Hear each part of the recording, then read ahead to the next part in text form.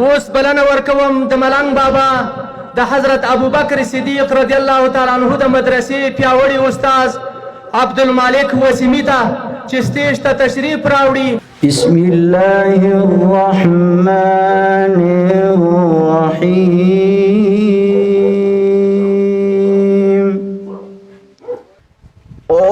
والشمس وضحاها والقمر إذا تلاها.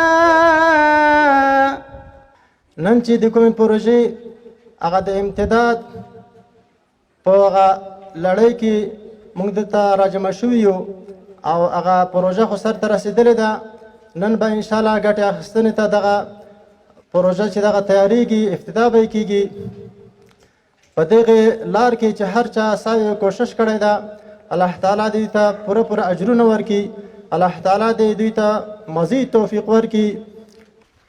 ډېر د خوښي او ویاړ ځای دی چې نن د خاک جبار چې تقریبا په دې 20 کالو کې چې دولت دلته هغه پروګرامونه چې باید ترسره کړی وای ترسره شوی نه وو او برق نه درلود. اول وار دی چې ولسونه له د برق نه بهرمن کیږي او دا کار چې بابا ترانسفارمر دی د برېښنا شرکت د ساختماني چارو ریاست د انجینرانو او تخنیکی کارکونو پر مټ یې کارونه بشپړ شو او نن ګټې اخیستلو لپاره سپارل کیږي.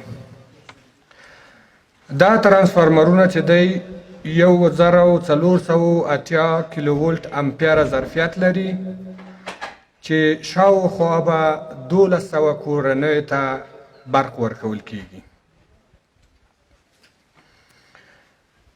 او په دې پروژه باندې تقریبا 14.8 میلیونه افغانۍ مصرف یا لګښت راغلی چې د برېښنا شرکت له خپل بودیجې نه دا پیسې ورکول شوی دی.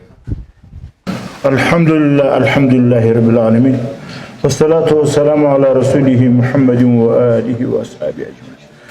اللهم اغفر موتانا موتى المسلمين وسلم مسافرنا ومسافر المسلمين واشف مرضانا مرضى المسلمين واقض حاجاتنا وحاجات جميع المؤمنين.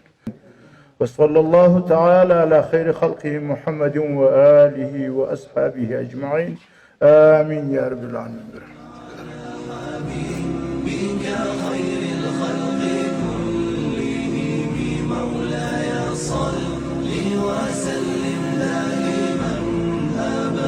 على حبيبك خير